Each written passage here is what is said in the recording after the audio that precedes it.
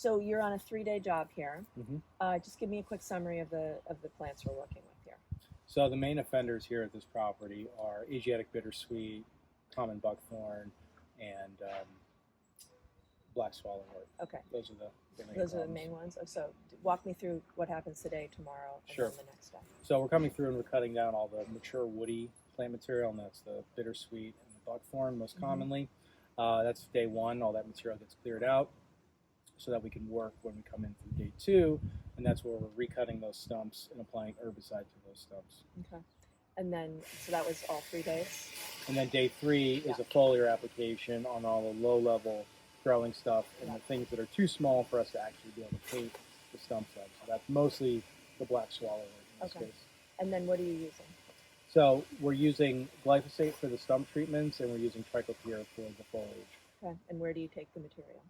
So the material in this case, because we're not dealing with too many berries, it's been in a somewhat shady location, that's being removed off site. We're not dealing with any of the roots, so where that would be a concern is not a problem.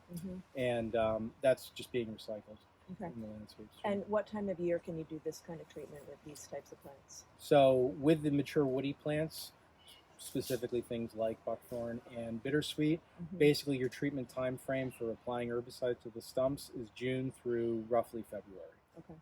And for plants that aren't here, like Tree of Heaven and Japanese knotweed, what's your quick summary of those and treatment windows and what you use? So, Tree of Heaven we're treating currently, and that's best done through the July through September time frame, and that's have various forms of application techniques for herbicide. But the best ways to treat it are either hack and squirt or with a foliar application for small material. Okay, and then, use the glyphosate for that. And we use for the hack and squirt, we'll use glyphosate, and for the foliar, we'll use glyphosate and trichopyr. Okay, and for the Japanese knotweed? And so Japanese knotweed, the treatment window's fast approaching, and we usually start treating that at the beginning of August, first, second week of August, and that goes until mid to end of September, really depending upon the flowering calendar of the plant. Okay, and then ideally it's the cut back in June. And so yes, in order to most effectively manage knotweed with a foliar application, we recommend cutting the plant back in June, only to reset its final height, so that in August, September, you're not treating 12-foot tall knotweed, you're treating it closer to your height or lower. What happens if something is, if someone has Japanese knotweed that's this high and it's end of summer and they want to do something? What do you advise? So if they have to treat it when it's super tall, a couple of methods is get yourself covered up in some good PPE and get a ladder and apply it from the top of the canopy like that. I usually don't recommend that just because of increased drift and other considerations. Another method to use would be stem injections. You can't necessarily treat a large stand that way, but certainly a way to get started that would be appropriate.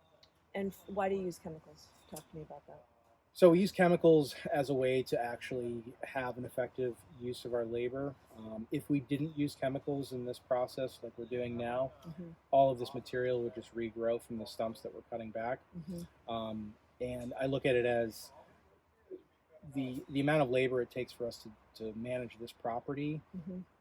It would not be feasible for us to have any sort of client base, because we'd be here once a month and multiply that by all our other clients in terms of just cutting the stuff back constantly over the course of